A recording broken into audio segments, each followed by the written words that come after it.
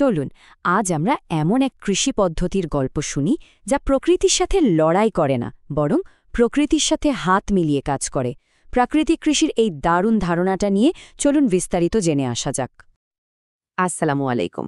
আমাদের আজকের আলোচনাটা শুরুই করি একটা খুব সাধারণ প্রশ্ন দিয়ে, যেটা হয়তো আমাদের অনেকের মাথাতেই ঘোরে।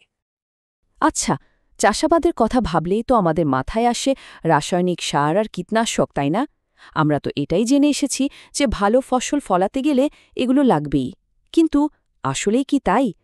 আচ্ছা, যদি এমন কোনো উপায় থাকে যা এসব ছাড়াই সম্ভব, ঠিক এই প্রশ্নটা নিয়ে আমাদের আজকের আলোচনা। তো চলুন তাহলে জেনে নেওয়া যাক, এই যে আমরা বলছি প্রাকৃতিক কৃষি, এই জিনিসটা আসলে কি। এর মূল আইডিয়াটা হলো প্রকৃতির নিজের শক্তি আর নিয়মকে কাজে লাগানো।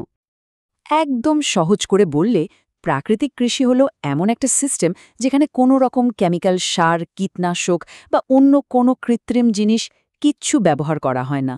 পুরো ব্যাপারটা চলে প্রকৃতির নিজের নিয়মে, নিজের ইকোসিস্টেমের উপর ভর করে। ভাবা যায় প্রকৃতি নিজেই যেন এখানে প্রধান কৃষক।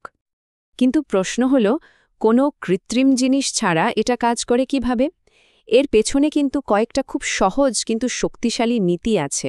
চলুন সেগুলোই এক এক করে দেখি। এই প্রাকৃতিক কৃষির পুরো আইডিয়াটা আসলে দাঁড়িয়ে আছে 5টা মূল স্তম্ভের ওপর, মানে 5টা নীতির ওপর। রাসায়নিক বাদ দেওয়া থেকে শুরু করে পোকা দমনের প্রাকৃতিক উপায় পর্যন্ত এই 5টা মিলেই কিন্তু এই সিস্টেমটাকে এত সফল করেছে। চলেন একটু ভেঙে দেখি ব্যাপারগুলো। প্রথম আর সবচেয়ে বড় নিয়মটা হলো সব ধরনের কেমিক্যালকে পুরোপুরি না বলে দেওয়া। মানে কোনো রাসায়নিক সার নয়, কোনো কীটনাশক নয়, কোনো আগাছানাশকও নয়। মূল উদ্দেশ্যটাই হল মাটিকে তার আসল প্রাকৃতিক অবস্থায় ফিরিয়ে আনা। এরপর যেটা আসছে সেটা হলো ন্যূনতম কর্ষণ, মানে জমিতে লাঙল না দেওয়া বা খুব কম দেওয়া। যখন জমিতে বারবার লাঙল দেওয়া হয় না, তখন কিন্তু মাটির ভেতরের স্বাভাবিক গঠনটা টিকে থাকে, মাটির উপকারী জীবাণুগুলো বেঁচে থাকে, ফলে মাটি উর্বর আর জীবন্ত হয়ে ওঠে। এখন মনে হতে পারে সার না দিলে গাছের খাবার আসবে কোথা থেকে? এখানেই আসছে 3 নম্বর নীতিটা। জমিতে ব্যবহার করা হয় গোবর, ফসলের ফেলে দেওয়া অংশ আর স্থানীয়ভাবে বানানো নানা রকম জৈব সার, যেমন জীবামৃত। মানে যা কিছু প্রকৃতি থেকে আসছে তা আবার প্রকৃতিকেই ফিরিয়ে দেওয়া হচ্ছে। 4 নম্বর নীতিটাও খুব মজার, শস্য বৈচিত্র্য। মানে এক জমিতে শুধু একরকম ফসল না করে একসাথে কয়েক ধরনের ফসল চাষ করা। এই যে মিশিয়ে চাষ করা, এতে মাটির স্বাস্থ্য তো ভালো থাকেই, উল্টো পোকামাকড়ের আক্রমণও কিন্তু স্বাভাবিকভাবেই কমে আসে।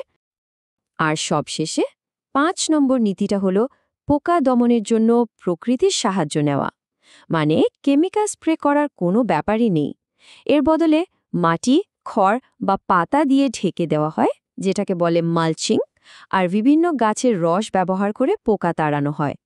পুরোটাই একটা ইকো ফ্রেন্ডলি উপায়। তো আমরা তো জানলাম প্রাকৃতিক কৃষি কি আর কিভাবে কাজ করে, কিন্তু আসল প্রশ্নটা হলো, এটা এত জরুরি কেন? কৃষক, পরিবেশ আর আমাদের নিজেদের জন্য এর উপকারটাই বা কি? এর উপকারগুলো কিন্তু এক কথায় অসাধারণ।